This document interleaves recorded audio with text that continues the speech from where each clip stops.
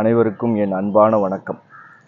நீங்க எவ்வளோ பெரிய தலைச்சிறந்த ஒரு புத்தகத்த படிச்சாலும், அந்த புத்தகத்துல இருக்கிற வார்த்தைகள் வெறும் வார்த்தைகள் தான். எப்போ வரைக்கும்னா, அந்த வார்த்தைகளோட உண்மையான அர்த்தத்த மனசுல ஏத்திக்கிட்டு, அதுக்கு நீங்க ஒரு உருவகம் கொடுக்கிற வரைக்கும், அந்த வார்த்தைகள் வெறும் வார்த்தைகள் தான். அதுக்கு எந்த அர்த்தமும் இல்ல. அது எந்த உயிரும் கிடையாது. வார்த்தைகளுக்கு உயிர் கிடையாது.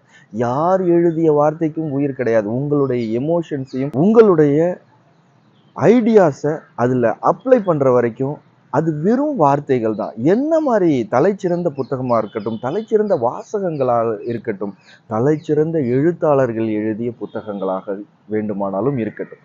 எதுக்குமே உயிர் கிடையாது, அர்த்தம் கிடையாது.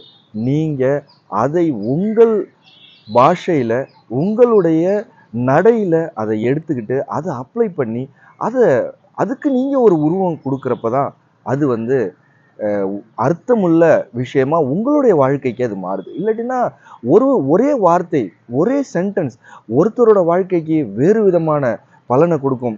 இன்னொருத்தரோட வாழ்க்கைக்கு அது வேறு விதமான அர்த்தத்த குடுக்கும். அர்த்தங்கள் மாறுபட்டு கொண்டே இருக்கும். எல்லாத்துக்கும் காரணம் நம்மளுடைய இன்டர்பிரட்டேஷன் தான். நாம அதை எப்படி எடுத்துக்கிறோம், நாம அதை எப்படி படிக்கிறோம் அப்படிங்கிறத பொறுத்து தான். புத்தகங்களை வெறுமனே படிச்சு படிச்சு படிச்சு தூக்கி போறதுல அர்த்தமே கிடையாது. எல்லா புத்தகங்களையும், எல்லா வாசகங்களையும், எல்லா எழுத்துக்களையும் அதை நம்ம மனசுல உள்வாங்கி அது கூட ஒரு பாட்டை நீங்க அட்டாச் பண்ணணும்.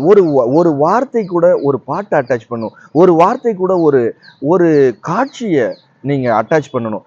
இது போல அட்டாச் பண்றப்பதான் வந்து அந்த வார்த்தைகளுக்கு உங்க மனசுல அதுக்கு ஒரு உயிர் கிடைக்கும். அதுக்கு ஒரு அழகு கிடைக்கும். அதுக்கு ஒரு ஓவியம் கிடைக்கும். அப்பதான் அந்த வார்த்தை உங்களுக்கு அர்த்தமுள்ளதா அமையும். சிந்தித்து செயல்படுங்கள். அனைவருக்கும் வணக்கம். வாழ்க வளமுடன்.